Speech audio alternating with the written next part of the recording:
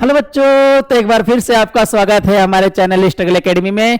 मैं मिथिलेश सर आज class 10th का लेसन नंबर 1 क्या है प्रश्नावली 1.2 का तीसरा क्वेश्चन लेके आया हूं और इस प्रश्नावली का ये लास्ट क्वेश्चन है।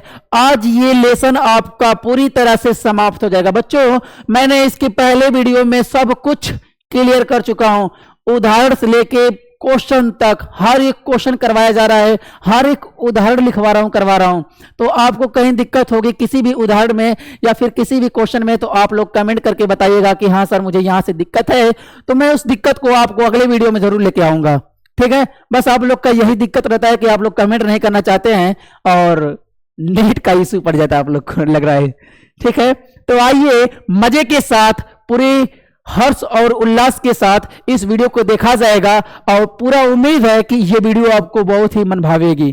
ठीक है, तो आइए देखते हैं। आज खुशी की बात यह है कि आपका लेसन ये समाप्त होने वाला है और यही मेरा लास्ट लेक्चर इस लेसन का। फिर अगले वीडियो में अगला लेसन, नया लेसन एकदम बहुपद मजे के साथ पढ़ेंगे। देखिएगा बहुत मजा आएगा पढ़ने में। तो आइए देखते हैं ये क्या है। प्रश्नावली 1.3 का 1.2 का क्वेश्चन नंबर 3 है। अब क्वेश्चन नंबर 3 में 3 पार्ट है, ये पहला, ये दूसरा, ये तीसरा, और तीनों को लगा करके आज इस लेसन को पूरी तरह से समाप्त करके विजय प्राप्त करेंगे हम लोग। विजय जिस लगेगा युद्ध कर रहे हैं ना बच्चे, तुम भी कहोगे कि सर युद्ध करने आए का कि विजय प्राप्त करेंगे। देखो हम लोग के लिए तो युद्ध ही है ना। चलिए ठीक है, तो क्या करते हैं कि सिद्ध कीजिए कि निम्नलिखित संख्याएं अपरिमेय संख्या है। मतलब इन सबको क्या सिद्ध करना है कि ये सब क्या है, अपरिमेय संख्या है। तो हम पहला लेते हैं, यहां से पहला क्या है, पहला क्या है, इसको लेते हैं, कलर चेंज कर लेते हैं बच्चों। कौन सा कलर लिया जाए, झुमके बरस हो जरा झुमके बरस, तेरी महफिल सजाने आया हूं, झुमके बरस। चलो झुम के बरसो, थोड़ा झुम के पढ़ लो तो गाना सुनने में बहुत मजा आता है तुम लोग को। उसी तरह थोड़ा झुम के पढ़ लिया जाए। आ जाओ, यहाँ पर लिखा है, पहला लेते हैं। कलर दिख रहा है आप लोग को? शायद नहीं दिखेगा। झुम के बरस, झुम के बरस, इसको लेते हैं। पहला है ये वाला, दिखेगा? व्हाइट ही मुझे लग रहा है सही पड़ेगा यार, क्या हो रहा है?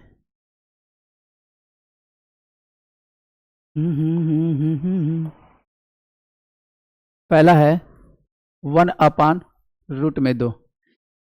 देखो इसके पहले वीडियो में मैं भी बताया था कि उसका उल्टा लेते हैं बच्चों। अगर परिमेय बोला है तो अपरिमेय, अपरिमेय बोला है तो परिमेय। तो यहाँ पे अपरिमेय बोला है तो हम क्या लेंगे, परिमेय लेंगे। क्या लिखेंगे, माना 1/√2 एक परिमेय संख्या है। परिमेय संख्या है। अब तुम ही बताओ, जब ये परिमेय संख्या हो गई, जब ये क्या हो गई, परिमेय संख्या हो गई, तो इसको p/q के रूप में लिखा जा सकता है। 1/√2 को लिखा जा सकता है किसमें, p/q के रूप में। अब यहाँ पे लिखेंगे q बराबर 0 नहीं होना चाहिए, q बराबर 0 नहीं होना चाहिए, ये तो पहले से बताया हूं। और यहाँ पे लिखेंगे p व q सहअभाज्य है, सहअभाज्य, सहअभाज्य है। सहअभाज्य का मतलब होता है कि उनका HCF क्या है, 1 है। अब देखो यहाँ पर इसका व्युत्क्रम कर देंगे। क्या कर देंगे, व्युत्क्रम कर देंगे, तो हो जाएगा √2 बराबर, ये देखो 1 लिखेंगे, नीचे कोई मतलब नहीं निकलेगा, इसे अच्छा कि मत लिखो। और ये क्यों ऊपर हो जाएगा और नीचे क्या हो जाएगा, p हो जाएगा। और इसे बोलेंगे समीकरण नंबर 1। यहाँ पर बोलेंगे, फिर लिखेंगे क्या चीज, p व q पूर्णांक है, p व q क्या है, पूर्णांक है। अब तुम ही बताओ, जब p व q पूर्णांक है तो यहाँ पे फिर लिखेंगे इसलिए p/q। मैंने बताया था पूर्णांक का पूर्णांक में भाग लगाने से परिमेय मिलता है। लेकिन पूर्णांक का जब पूर्णांक में गुणा करेंगे, घटाएंगे, जोड़ेंगे तो क्या मिलेगा? पूर्णांक ही मिलता है। लेकिन भाग लगाने से क्या मिलता है? परिमेय मिल जाता है। तो यहाँ पे पी अपान क्यू, जब पूर्णांक का पूर्णांक में भाग लगा रहे तो बोलेंगे क्या चाहिए? पी अपान क्यू क्या है? परिमेय है। क्या है? परिमेय है। परिमेय है। अब तुम ही बताओ अपने दिमाग से कि अगर ये परिमेय है और रूट में 2 अपरिमेय है, ये क्या है? अपरिमेय। तो परिमेय अपरिमेय के बराबर हो सकता है ना? नो, परिमेय अपरिमेय के बराबर तो नहीं ना हो सकता है। तो यहाँ पे लिखेंगे समीकरण 1 से, समीकरण 1 से स्पष्ट है, स्पष्ट है कि, स्पष्ट है कि परिमेय अपरिमेय के बराबर, अपरिमेय के बराबर नहीं हो सकती, नहीं हो सकती। जब परिमेय अपरिमेय के बराबर नहीं हो सकती तो अतः हमारी पूर्व कल्पना, अतः हमारी पूर्व कल्पना, कल्पना, ओए, कल्पना, कल्पना गलत है, गलत है। अतः 1/√2, 1/√2 एक अपरिमेय संख्या है। इतना काम करना रहता है। किसी न किसी तरह से तुमको रूट में जो संख्या होता है उसको अलग करते हैं, अलग करने के बाद फिर ये लिखा जाता है, लिखने के बाद इस तरह लिख के काम खत्म करो। बोलो समझ में आ रहा है कि नहीं आ रहा है? इस तरीके से अगर आप पेपर में लिखेंगे ना बच्चों, पूरा उम्मीद है कि एक भी नंबर आपका नहीं कटेगा। एक भी नंबर मतलब एक भी नंबर नहीं। ठीक, आइए, ये हो गया पहला। इसको दूसरा को देखते हैं। 7√5 क्या है? 7√5। यहाँ पे लिखते हैं दूसरा वाला 7√5 मतलब 7√5, सॉरी। यहाँ पे लिखेंगे माना, माना 7√5 एक अपरिमेय संख्या है। अपरिमेय बोला है तो परिमेय मानेंगे। परिमेय संख्या है। परिमेय संख्या है तो इसको p/q के रूप में लिखा जा सकता है कि नहीं लिखा जा सकता है? बताओ जी, इसको p/q के रूप में लिखा जा सकता है। लिखेंगे 7√5 बराबर p/q। फिर यहाँ पे लिखेंगे q बराबर 0 नहीं होना चाहिए और फिर p व q सह अभाज्य। वही काम हमेशा लिखा जाता है, पता नहीं क्यों तुम लोग को नहीं पल्ले पड़ता है। बार बार मैं वही लिखता हूं, सह अभाज्य। थोड़ा सा भी चेंज नहीं करता हूं, फिर भी तुम लोग को पता नहीं क्यों समझ में आता। देखो आप लोग मन से तो पढ़ोगे नहीं, जैसे ही तनी सब पढ़ने बैठोगे ऊपर से मैसेज आ जाएगा। ओ मैसेज आया, क्या है थोड़ा देख लो। देखो आप जो रील देखते हो उसे सरका सरका के ना बार बार सोचते हो कि थोड़ा सा ही छोटा सा है, देख लो। उसको देखोगे फिर थोड़ा सा फिर सरका दोगे, फिर सरका दोगे, बार बार सरका के देखते जाओगे और आपको लगेगा थोड़ा सा ही दिखाऊं, पता चलेगा कि इतना आधा घंटा बीत गया। और time is very important, time is very important. ठीक है, तो यहाँ पे हो जाएगा। यहाँ पे हमको किसी न किसी तरह से अलग करना है तो इसके रूट में 5 लिखेंगे अब बराबर p/q। 7 गुणा में इधर आएगा तो भाग में हो जाएगा, ये हो जाएगा। अब यहाँ पे लिखेंगे इसको समीकरण नंबर 1 बोलेंगे, समीकरण नंबर 1 बोलेंगे। जहां से ये अलग हो जाएगा, पूरा एकदम अलग पड़ जाएगा ना, वहीं पर समीकरण नंबर 1 बोलेंगे। और फिर आप बोलेंगे चूंकि p व q पूर्णांक है, पूर्णांक है। और जब पूर्णांक का पूर्णांक में गुणा करेंगे तो वह भी पूर्णांक होता है, इसलिए 7 और q, 7q भी पूर्णांक होगा। अब तुम ही बताओ, पूर्णांक और पूर्णांक का जब भाग लगाते तो परिमेय होता है। बोलेंगे p/q 7q एक परिमेय संख्या है, परिमेय संख्या है। अब बताओ, ये परिमेय हो गया, ये अपरिमेय, तो परिमेय अपरिमेय के बराबर नहीं हो सकता, तो बोलेंगे समीकरण नंबर 1 से अस्पष्ट है, 1 से अस्पष्ट है कि परिमेय और अपरिमेय, परिमेय संख्या, परिमेय तथा अपरिमेय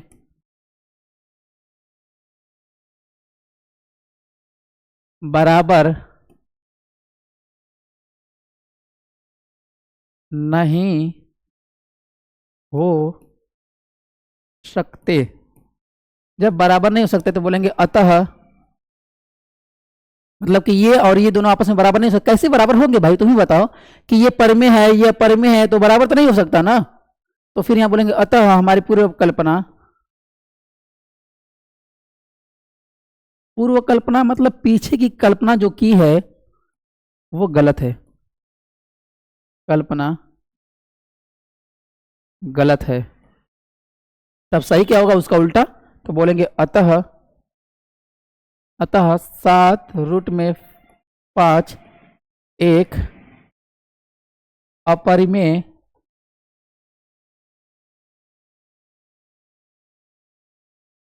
संख्या है। इस तरह से लिखना रहेगा। बोलो, किसी को दिक्कत है? नानी दिक्कत है जी? ऑफलाइन वाले दिक्कत है आप लोग को?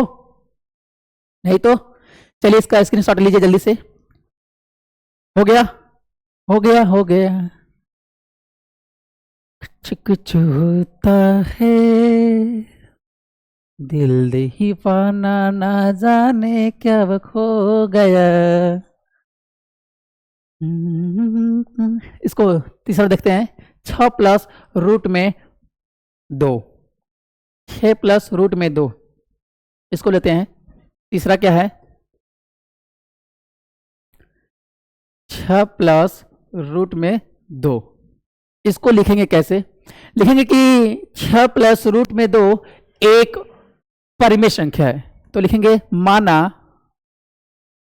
माना 6 प्लस रूट में 2 एक परिमेय, परिमेय संख्या है। 6 प्लस रूट में 2 क्या है? परिमेय संख्या है। अब जब परिमेय है तो इसको p बटे q के रूप में लिखा जा सकता है, तो यहां पे लिखेंगे 6 प्लस रूट में 2 बराबर p अपान q, और यहां पे अभी लिखेंगे q बराबर 0 नहीं होना चाहिए, और p व q सह अभाज्य है, सह अभाज्य, सह अभाज्य है। इतना काम तो सब में करते हैं और वही काम करना भी है। फिर क्या करेंगे? इस 6 को उस पार भेज देंगे।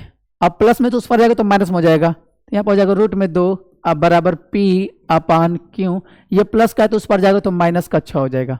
रूट में 2 हो जाएगा बराबर ये p हो जाएगा माइनस का 6q, 6q अब बटे में q। इसी को मानेंगे समीकरण नंबर 1। कुछ लोग को दिक्कत हो रहा होगा कि समीकरण 1 मानेंगे कहाँ पे, तो वहां पे मानेंगे जहां पर ये क्या हो जाएगा, अलग हो जाएगा पूरी तरह से। अब यहाँ बोलेंगे, यहाँ बोलेंगे क्या चीज बोलेंगे कि p व q पूर्णांक है, p व q पूर्णांक है, और मैंने बताया था कि जब पूर्णांक का पूर्णांक में गुणा और भाग, नहीं सॉरी, जब पूर्णांक का पूर्णांक में जोड़, घटाना और गुणा करते हैं तो पूर्णांक ही मिलता है। तो यहाँ पे देखो, पूर्णांक का पूर्णांक में गुणा किया तो पूर्णांक हो गया, और ये पूर्णांक, तो जब पूर्णांक को पूर्णांक में से घटाएंगे तो ये पूरा पूर्णांक मिलेगा। इसलिए 6 माइनस, नहीं ऐसे है, p माइनस 6q पूर्णांक होगा। अब जब ये पूर्णांक हो गया, अब बताओ ये पूर्णांक, नीचे क्यों भी पूर्णांक, जब पूर्णांक का पूर्णांक में भाग लगाएंगे तो क्या मिलता है? परिमेय मिलता है। भाग लगाने पे क्या मिलता है, परिमेय। इसलिए p माइनस 6q बटे q एक परिमेय संख्या है। अब जब ये परिमेय संख्या हो गई तो अब तुम बताओ, ये परिमेय ये अपरिमेय, तो परिमेय अपरिमेय के बराबर तो नहीं हो सकता ना। जब परिमेय अपरिमेय के बराबर नहीं हो सकता तो फिर वही स्टेटमेंट लिखेंगे जिसको पहले लिखते आ रहे हैं। तो यहाँ पे लिखना पड़ेगा, क्या लिखना पड़ेगा कि समीकरण 1 से अस्पष्ट है, वही बात बार बार लिखना पड़ रहा है। समीकरण 1 से अस्पष्ट है कि परिमेय व अपरिमेय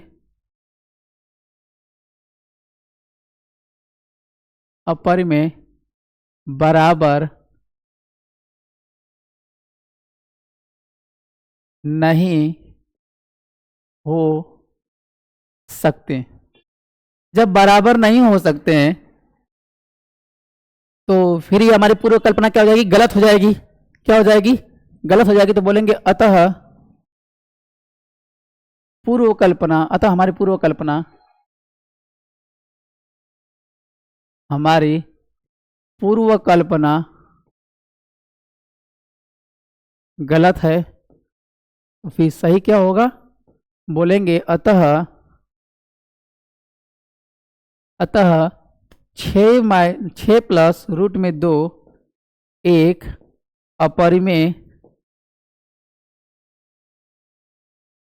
अपरिमेय संख्या होगी। प्रूफ हो गया। इस तरीके से देखो पूरा प्रूफ करेंगे, इस तरीके से लिखेंगे अगर आप ना बोर्ड में, तो आपका एक भी नंबर नहीं कटने वाला है। ये पूरा मेरा गारंटी है, वादा है आपसे, ठीक ना। अब देखिए इस तरह से अगर आप लिख के आएंगे पेपर में तो बच्चों कहीं भी एक नंबर नहीं कटेगा। और खुशी की बात तो ये है कि आज आपका एक लेसन पूरी तरह से समाप्त हो गया। ये मेरा पहला लेसन था और पहला लेसन कक्षा 10 का पहला लेसन था। पहले लेसन में मेरा पूरा 7 लेक्चर हुआ है और 7 लेक्चर अगर आप बाकायदे से देखते हैं, अच्छे से मन से देखते हैं, दिल से देखते हैं, तो गारंटी कि आपको इस लेसन में कहीं भी दिक्कत नहीं होने वाली है। तो उम्मीद है कि दिक्कत होनी भी नहीं चाहिए, क्योंकि मैंने उस तरह से पढ़ाया है और हर एक बात को बाकायदे से आप लोग को गाना गा के, हंसा बोला के, खिला खुदा के पढ़ाता हूँ, तो आना चाहिए आपको, ठीक ना। तो आज के लिए सिर्फ इतना ही और लेसन पूरी तरह से क्या हो गया बच्चों, समाप्त हो गया। क्या हो गया, यहाँ पे लिखते हैं बड़ा सा समाप्त,